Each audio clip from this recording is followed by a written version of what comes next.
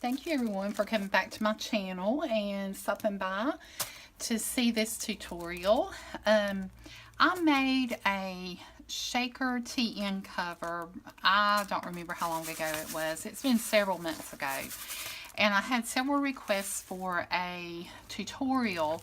I thought I had it tweaked, and I did end up making another one and showing it, but I didn't actually do the tutorial. So I've made a few more changes since the last one I showed, and so I wanted to show you how to do it today. I will only be showing you how to put together the cover. I'm not going to thread the cover on camera, you know, with the elastics and all of that. I'm just going to actually show you how to get your cover to where it's a shaker where you can add your sequin mix or whatever you would choose to use. So just bear with me. This is the first time I've went through a tutorial that was probably this. I feel like it's intense because I'm afraid I'm going to mess up, and I don't want to go back and forth and confuse you. So I apologize ahead of time. I'm going to do my very best that I can. So it's going to look something like this. I just threw this one together last night. It even has the measurement on it. So it really is just a example or what I was using last night when I was working on the tea-in cover. I've even done a few things different, or I'm going to do a few things different when we do the tea-in that we're getting ready to do. So without further ado, you are going to need a clear bag. The cover that I showed you here is for a standard size tea-in inserts, okay, standard size. So when I say you need a clear bag, I will tell you what you need for this one, but you can adapt this tutorial to any size tea-in that you want. So therefore your bag could be a different size. In this one, I'm using a clear bag that is a 9 by 12. The bag that I'm using is from Uline. It's clear plastic bag. You need either 2 5 ml laminating sheets or 1 10 ml laminating sheet. I'm using 2 5 ml, and that's what's going to give your tea-in the sturdiness that it needs. You need a piece of double-sided paper or 2 papers back to back at 5 1/8 wide by 8 7/8 in height. You need your sequins for your shaker mix. Your tools that you're going to need are a paper cutter, a scoreboard, and a sewing machine. So that is the trick to this one, unless you can come up with a way, and I'll show you the part that you're going to be sewing on. It may be that you can come up with a way to do this without a sewing machine, and if you can, more power to you. Please share it with me if you do. If you make this, please give me credit. If you make one and put it on Instagram, please tag me at turtle_creations and the number 4 capital U or little u. You will also need, for this one in the spine, I did not put anything, I left it clear, but for the one I'm getting ready to make, I made a spine piece.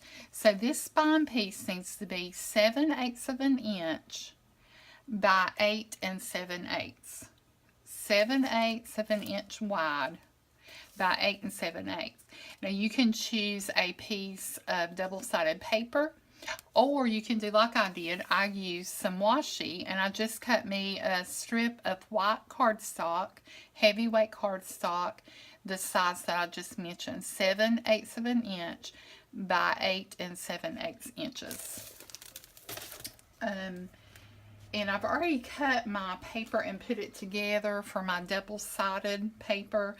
I have already ran my laminating sheets through my laminator so that it wouldn't take very long to get started. So I think I'm going to go ahead and get started, and hopefully I don't lose you or confuse you. If I do, I'm sorry. You can always email me. I'll have my email below. And you can also comment below and I can answer questions. I'm going to take my clear bag. And I'm going to turn, this is going to be the inside. So where the opening is with your end that seals, it's going to be the inside. Actually, it's going to be the inside front of your cover. Okay, so this is going to be your front cover, and this is going to seal right here. Okay, does that make sense? This is how it's going to be, but this is going to be off and it's going to be turned under. So what I want you to do is, once your sheets are laminated, you will go ahead and they will need to be cut down just a little bit. These are your standard, like, I guess your letter size. I think they are like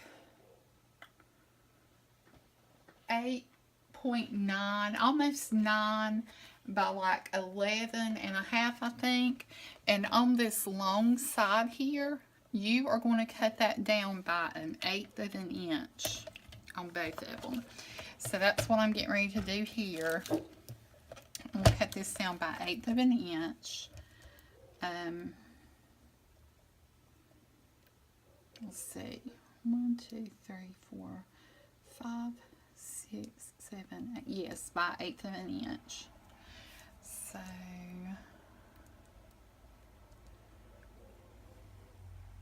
and you're going to do both of them like that.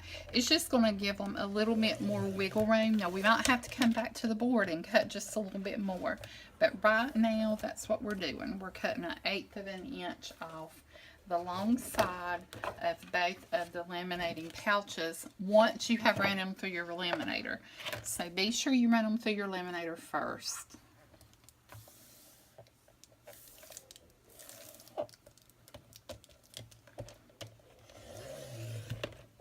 Okay.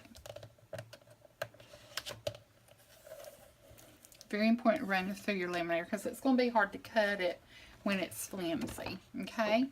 And then before you put these inside the bag, you are going to corner round them. I'm corner rounding them with my Big Chomp corner rounder on the fourth inch side. And I am doing that all the way around. Although 2 of the sides are already rounded, I want them to all be even.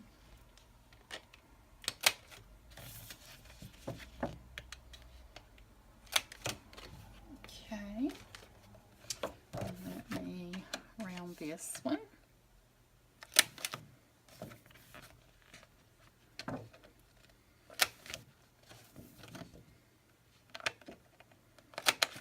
I love this We Are Memory Keepers corner chomper. It has a 1/2 inch and a 1/4 of an inch rounder on it, and I use it all the time. Okay, so we've cut those down to size. We've rounded the corners. So now we are going to take our clear bag, and we're going to make sure these are lined up. And we're going to go ahead and put them in our bag. And we'll see if these slide in here. Yes, they're sliding in perfect. Okay. Now, I already remember that I forgot to tell you something, so we're going to have to take them back out. But that fits really good. I don't think we need to worry about. You have to kind of keep an eye, because you get things off of your desk. You got to make sure your desk is really clean before you start this, because everything will stick to these laminating sheets. You need to get out your scoreboard. Sorry, I hit my camera. And we are going to score. So it's going to take just a minute for me to remember where I've got to score. This is 11.5, so 5 1/4 is halfway, right? 5 1/4. No, I'm sorry, 5 3/4. 5 3/4 is halfway. So we are going to score our laminating sheets on the long side at 5 3/4. That's going to be your very, very center. Okay. And 5 1/2. And I know you're thinking I'm going backwards, but that's just how I think sometimes. And then, let's see. I'm sorry. 5 1/4. See, I've already messed up. 5 1/4, 5 3/4, and 6 1/4. Okay, so that's 5 1/4. Make sure that looks right. Yeah, 5 1/4, 5 3/4, which is your middle. That's where I would start, and then I would go a 1/2 inch to the left and a 1/2 inch to the right. So let me get that done here again. So 5 3/4 is our center. So I'm going to do that first. And then I'm going to go a 1/2 inch, which is going to be 5 1/4. And 6 1/4. And I hope I haven't lost you already. So you're doing both laminating sheets. You're scoring on the exact same way. And that's just going to help us fold these over when once we get ready to close up. Okay, so we'll go back to the sheet. Okay, you're going to make sure those are even in there. You want to make sure they're all the way to the end of the bag and that they're even, okay? So your score marks should line up perfectly if you scored them both at the exact same thing, okay? Now, remember, this is going to be the inside. You got to remember that this opening is going to be actually the front of your, let's see, stuff on my, it's either on my bag or on my laminating sheets. It's about impossible to keep the glare or the stuff off. But anyway, now I am going to put my double-sided paper. I think I'm going to put it between the two laminating sheets. So it should slide right in there, but should is the operative word there. Let's make sure it does. Should go right in between those laminating sheets. Your rounded corners, and you do need to round the corners of one side of this, and then the other side you're going to keep straight. So you're going to round the corners right here, okay? Round the corners of what's going in first up against the bag. And then this right here at the spine is going to stay straight, okay? Again, you would still want to make sure those laminating sheets are pushed down in to the bottom and everything is stable down there, okay? I could never do this live. I would be nothing but thumbs. I'm so nervous right now because I'm afraid it's not gonna, I'm afraid I'm gonna confuse somebody. Okay, so there we are with that. All right, here's where your sewing machine comes in. So let me go ahead and plug my sewing machine. What you're going to do is you're going to sew just right up against. You don't want to hit the paper, but you're going to be right up against it. You're just going to start, do your back stitch and go all the way, and then back stitch again and stop. And then I'll be right back. You can see here where I have, or I hope you can see where I have stitched across here, all the way across. So I'm going to go ahead and cut my strings off.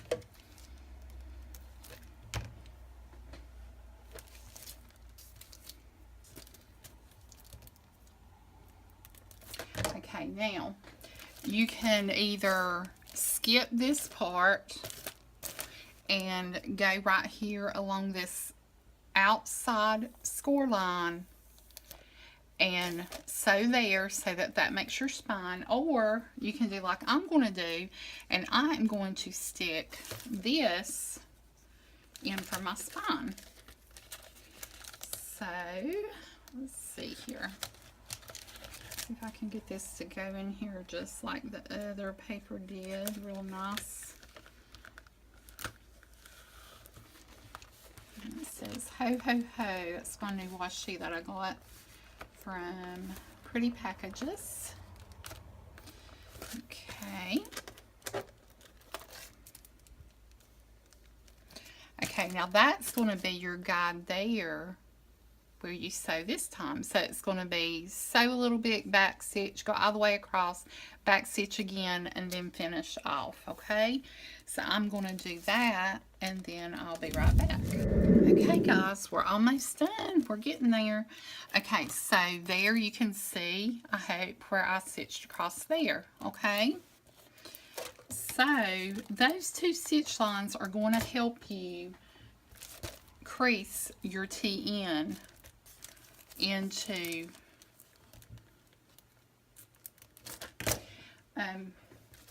your cover, okay? So all we have left to do, I think, if I'm not mistaken, I think I've got everything done, is add our shaker mix, and we'll be done. We can finish this thing off, okay? I'm going to go ahead and pick out all of my sequins that I want to use. Of course, I want it to match my Christmas colors here. So let's see. I've got some stuff I bought from, I think I bought some from Michael's last year or the year before. And then I also bought some stuff from Cartwright Sequins. So I'm going to put some of these Christmas trees in here. There are a couple different colors. And I'm going to put some of the gold stars. And some red stockings. Aren't they pretty? And some red and white candy canes. Yes. Kind of want to stick to the traditional colors. Let's see. I have some gingerbread in, but I don't think I'm going to add those to this mix. But I am going to put some of these dark green sequins in here. And got some more over here. Let's see what I've got. Got some Christmas lights. So I think I'll put those in.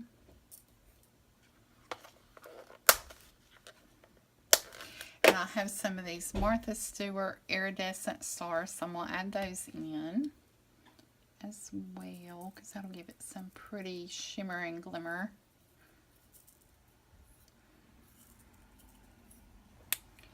I thought about putting micro beads, but I don't know if that's a good idea or not. I'm not too sure about that.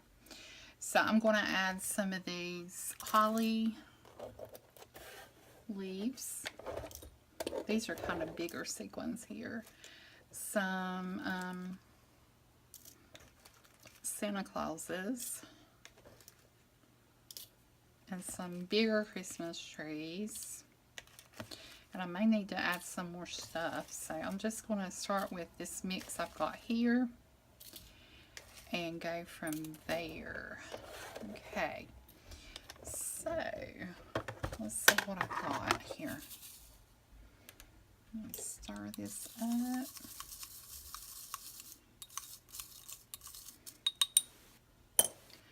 Okay, and I'm going to go ahead and put this in my bag. And remember, you want to be able to fold this over, so your sequins are actually going to go in right here. Okay, I hope that makes sense. They're going to go in right here. So I'm going to go ahead and pour my mix in and see if that's enough or if I need to add more. Let's see here. That's really, really pretty.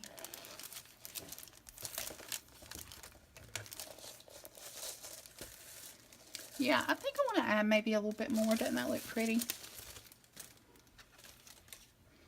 And I've got something else over here I might add too.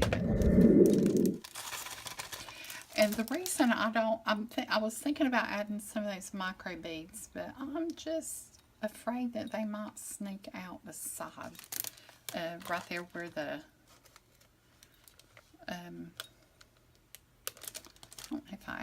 Did I add any more of these? No, I didn't. I'm going to put a few more of these in there. I'm afraid they might sneak out the sides because I don't know that I'm going to seal mine. Because I don't feel like you have to seal it with tape other than what's on here. Unless you want to. Because you could take this mix out and save it and put another mix in if you wanted to. So I'm not sure if I'm going to seal mine. I may seal it. Okay. Okay, yeah, I like that. I think that looks good.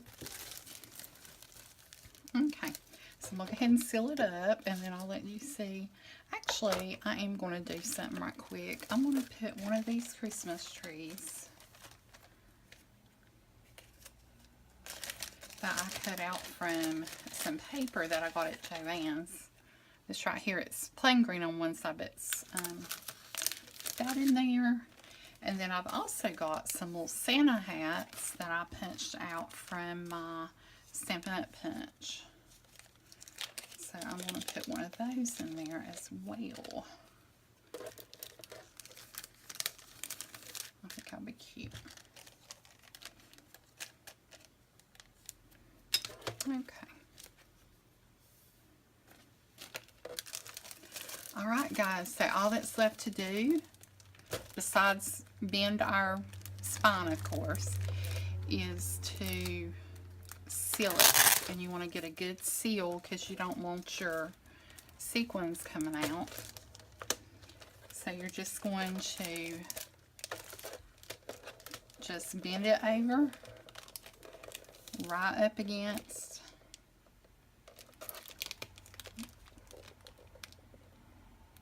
this right here.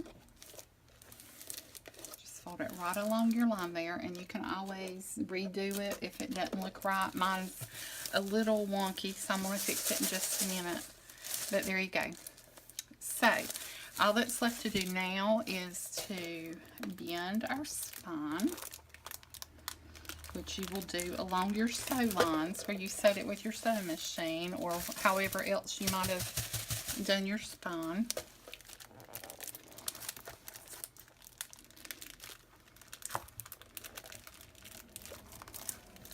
And there we go. So like I said, I'm not going to string this one up. I do have some red elastic right here that I'm going to use. There are many tutorials out there, and I am going to be doing a Christmas planner tutorial. And we could even do this on that, I think. Maybe. I don't know, because my bag probably wouldn't be wide enough. Let's see, how wide is this right here? It needs to be, it would work, because that's 5 and 1/4. It needs to be at least 5, so that might work. But anyway, so of course, the more, once you get your elastic on there, one thing to look at is maybe keeping your sequins away when you're folding it, and then you can, let them go back like that. But, all you have to do now is to put your holes in and string your elastic and add your cutout or your inserts. And there you go. That is your shaker TN cover. Okay, guys? If you have any questions, like I said, list them below. Email me. You're more than welcome to. I will do my best to answer your questions and help you troubleshoot anything that you come up against. But this was the best way I could come up with to make this, so it had plenty of body and durability to it. So I'm really pleased with how it came out, and I hope you guys will try it and like it.